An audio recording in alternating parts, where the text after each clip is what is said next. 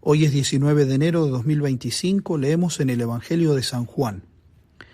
A los 3 días había una boda en Caná de Galilea y la madre de Jesús estaba allí. Jesús y sus discípulos estaban también invitados a la boda. Faltó el vino y la madre de Jesús le dice: no tienen vino. Jesús le dice: mujer, ¿qué nos va en esto a mí y a ti?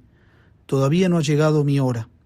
Su madre dice a los sirvientes: haced lo que él os diga. Había allí colocadas 6 tinajas de piedra para las purificaciones de los judíos, de unos 100 litros cada una. Jesús les dice: llenad las tinajas de agua, y la llenaron hasta arriba. Entonces les dice: sacad ahora y llevadlo al mayordomo. Ellos se lo llevaron. El mayordomo probó el agua convertida en vino sin saber de dónde venía. Los sirvientes sí lo sabían, pues habían sacado el agua. Y entonces llama al esposo y le dijo: todo el mundo pone primero el vino bueno, y cuando ya están bebidos, el peor. Tú, en cambio, has guardado el vino bueno hasta ahora. Este fue el primero de los signos que Jesús realizó en Caná de Galilea. Así manifestó su gloria y sus discípulos creyeron en él. Palabra del Señor, gloria a ti, Señor Jesús. Hoy la Iglesia quiere que pensemos en este primer milagro de Jesús en su vida pública.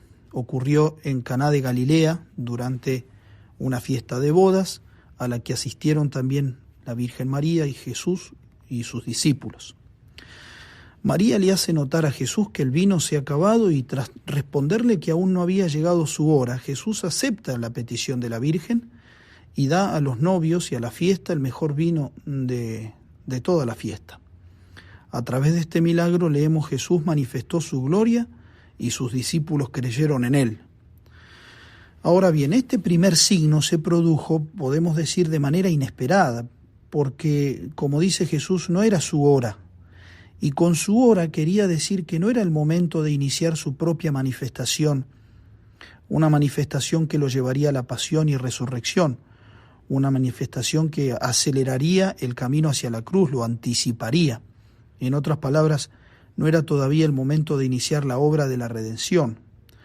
Sin embargo, vemos el poder de intercesión que tiene la Virgen María, la Madre de Dios, porque intercedió tanto para devolver la alegría a la fiesta de bodas, pero más importante aún, para anticipar la obra de la redención, es decir, el momento en que su divino Hijo obraría los signos y milagros que lo llevarían a la pasión redentora.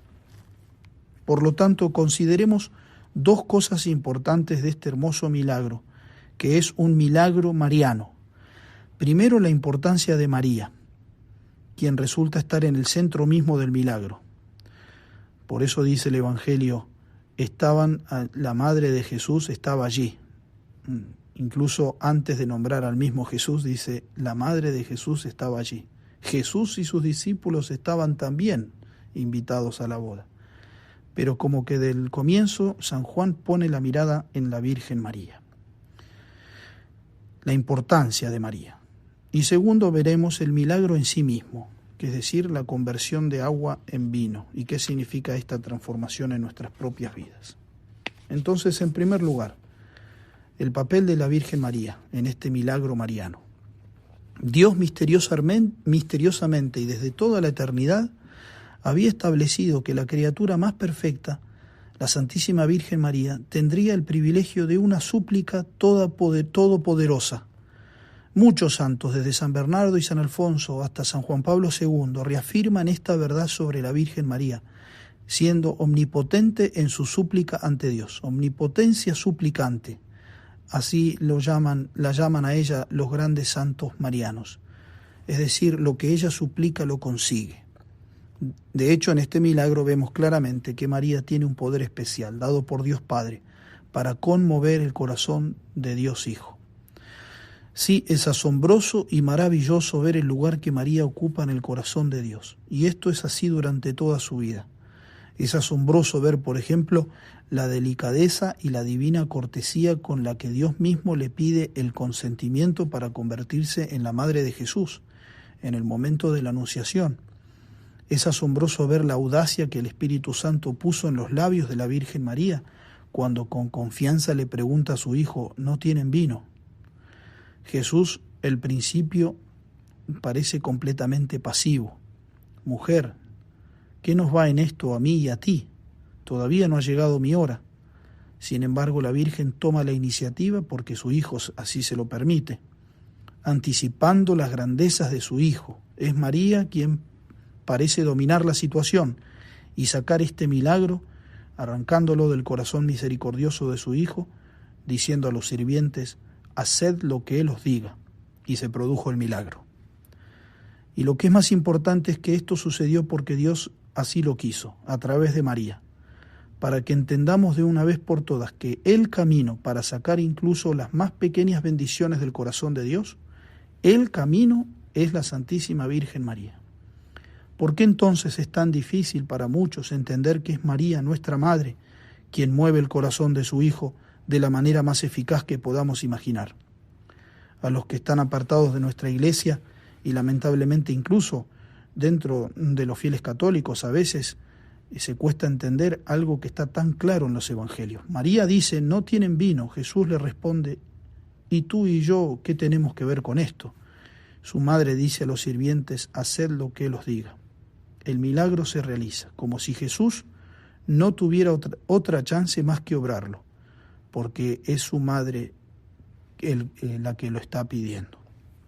Así pues, si no invocamos el nombre de María, si no pensamos en ella, si no le rezamos a ella, por ejemplo, en el Rosario o en el Ave María, si no nos acordamos de ella, si no hablamos de ella a nuestros amigos, a nuestros hijos, a nuestros familiares, significa que hay una grave incomprensión, un descuido de las Escrituras, de la palabra de Dios, que es un pilar esencial de nuestra fe. Por ella se entregan los corazones, incluido el corazón del Hijo de Dios, como se evidencia en el relato de las bodas de Caná, y esa ha sido la voluntad de Dios.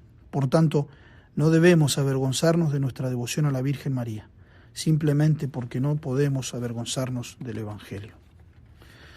La segunda cosa que podemos ver es el milagro mismo, que significa que el agua se convierta en vino. Significa que Jesús vino a restaurar todas las cosas, a restablecer el orden original y la belleza de las cosas. El proyecto de Jesús es la restauración universal, que consiste en transformar de nuevo las cosas. Las tinieblas dejarán lugar a la luz, la corrupción dará paso a la justicia, el egoísmo dará lugar a frutos de buenas obras para gloria de Dios. Es una especie de recreación del universo, de todo un reino, desde el principio hasta el fin, en el que todo se transformará en algo nuevo, el hombre en primer lugar y también toda la creación. Leemos en el libro del Apocalipsis: el que estaba sentado en el trono dijo: mirad, yo hago nuevas todas las cosas.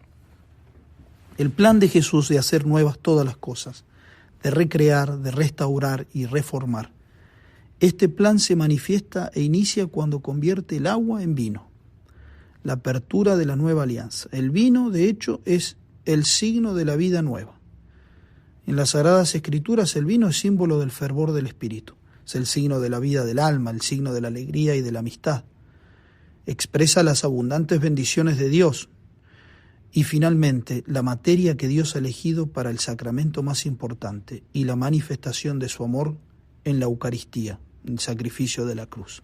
El vino es el signo del sacramento de la sangre de Cristo derramada por muchos y para el perdón de los pecados. Santo Tomás de Aquino comenta: antes de la encarnación de Cristo se estaban agotando 3 vinos, el vino de la justicia, el de la sabiduría y el de la caridad. El plan de Jesús se manifiesta en la riqueza de este simbolismo. En otras palabras, la restauración de estos 3 vinos, la conversión, la transformación, la renovación, la restauración de la sabiduría que viene de arriba, de la justicia y de la caridad. Los discípulos que creyeron en él aceptaron este plan de restauración, de renovación. Más tarde cientos y miles y millones de discípulos creerían en él, abrazando la fe y transmitiéndola a otros de generación en generación, muchas veces incluso dando su propia vida para no traicionar este compromiso del nuevo reino de Dios. Hoy el reino de Jesús está ciertamente en medio de nosotros. La intención de Jesús sigue siendo la misma: transformar una cosa en otra, el agua de nuestra humanidad en el vino de su divinidad, nuestras mentiras en su verdad, nuestro desorden en su justicia, nuestro mal en santidad. Es decir, rescatarnos de las manos de Satanás, de tal manera que todos podamos participar de nuevo en la herencia de los santos en la luz. Por eso, cuando pensamos en este milagro que la Iglesia nos pide meditar hoy, en el que el agua se transforma en vino, debemos pensar en nuestra propia conversión, una sencilla y eficaz determinación de ser nuevas criaturas en el Espíritu de Dios. Queremos ser una nueva creación que dé frutos concretos, tangibles, como leemos en el Evangelio de San Mateo. Así alumbre vuestra luz delante de los hombres, para que vean vuestras buenas obras y glorifiquen a vuestro Padre que está en los cielos. Hagámosle saber a María, nuestra Madre, nuestras necesidades, para que ella mueva a Jesús a realizar el milagro tal como lo hizo en las bodas de Caná. Ave María Purísima, sin pecado concebida.